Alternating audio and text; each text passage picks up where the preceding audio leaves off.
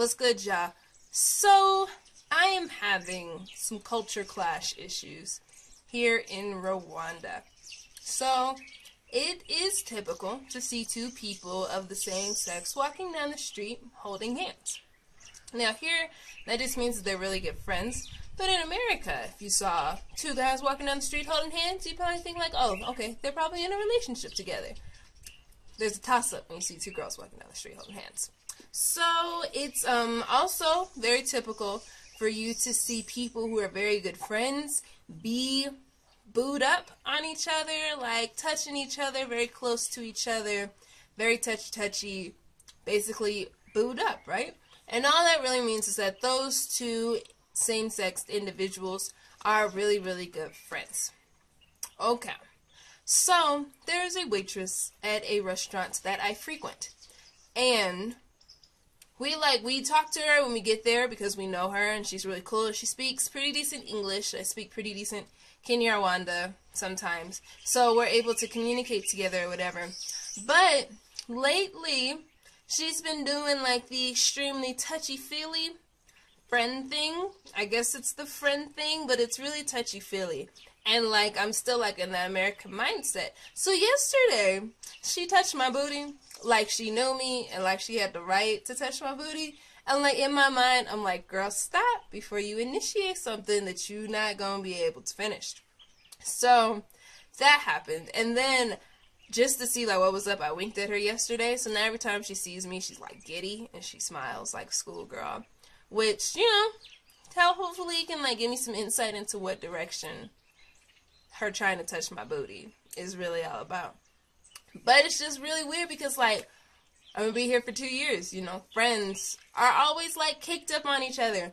And like my friends at home, like I can be caked up on them, but they're like my good friends. Like I've known them for a long time and then I know what's up and they know what's up. But then like here, it's very, very booed up. It's no longer like friendly booed up. It's like this is my boo booed up.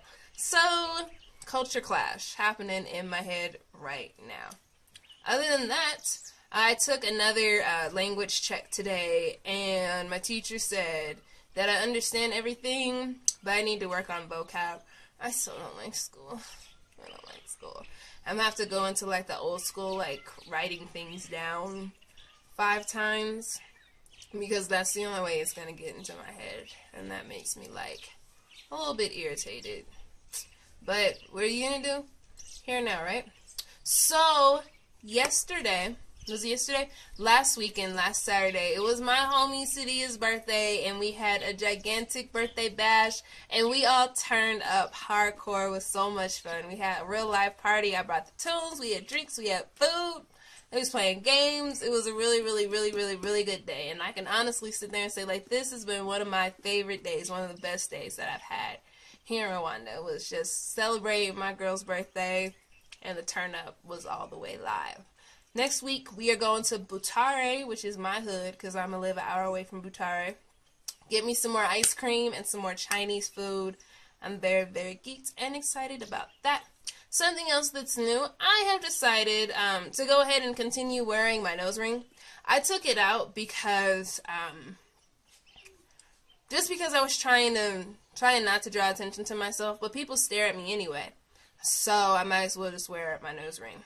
In other news, I have received a nickname among all of the host families here. They call me the Kigali Rwandan. Kigali is the capital, it's the major city. And apparently I look Rwandan, but like not in my face, like in my color. Which is like, oh. So I am the color of Rwandan, so therefore they call me the Kigali Rwandan. So I'm going to just go ahead and, you know, own it. That's fine with me. My tattoos are always out. I'm going to wear my nose ring. In a couple months, I'm dyeing my locks purple. So I'll be the Kigali Rwandan. That's fine with me.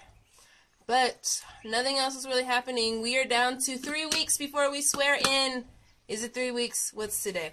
I swear in on August 23rd, I believe it is. So 4 weeks, 3.5 weeks until I swear in, and then I'm really looking forward to being by myself, to being in my own house at site, just because I hate the like strict routine that there is here. It's like Monday through Friday. You wake up, you go to school. You get out of school, you only have an hour of free time, so you have to choose what you want to do. And then it's like they drill us in language. We have language for 8 hours. And then it's like I have to go home and study. And it's like I really don't want to. Like, that's another thing. Like, I already don't like school, and then I get burnt out through the whole day. So when I get home, I don't want to study because I'm burnt out from school. I want to sit in my room, and I want to play my guitar, and I want to watch Suits. Since I have my guitar, speaking of that beautiful goddess that I have there, she still doesn't have a name. He still doesn't have a name. It doesn't have a gender yet. I need to figure that out. But I'm, getting my calluses back, playing. I got my book. So once I feel comfortable performing, I will make sure that I introduce you guys to my guitar. We'll play you a little ditty. Make that happen there. But I'm just going to have to deal with my culture clash and being the Kigali Rwandan. I feel like I want to get that on a jersey. Like, if that's what you're going to call me, I'm going to own it. Because Kigali, it's dope. It's fun there. We went to Kigali Up. We heard some good music. We saw some interesting fashion. Kigali is where it's at right now. So, I'm going to get that on a t-shirt, on a jersey. The Kigali Rwandan. Make it happen. Put like a 6 on it and some health 6.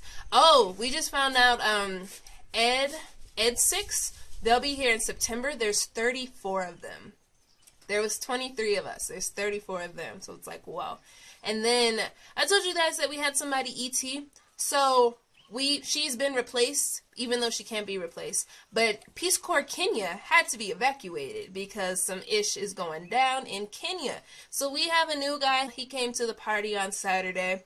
If you drink with me, you're friends with me. So he's a pretty cool dude. I haven't had the opportunity to sit down and have like an actually stimulating conversation with him. But he seems like he's a cool person. He's only going to be here for a year because he did a year in Kenya. So he still doesn't know like where his site is going to be or anything like that. But wherever he is, I'm sure he'll be able to make it happen. That's all I got for y'all right now, alright? I'm going to check you later. Bye. What's poppin'? It's your girl, Nay. Thank you so much for watching. Be sure to push that like button and push that subscribe button. Share this on all of your social media. Here is all of my information. I'm going to check you guys later, alright? Deuces.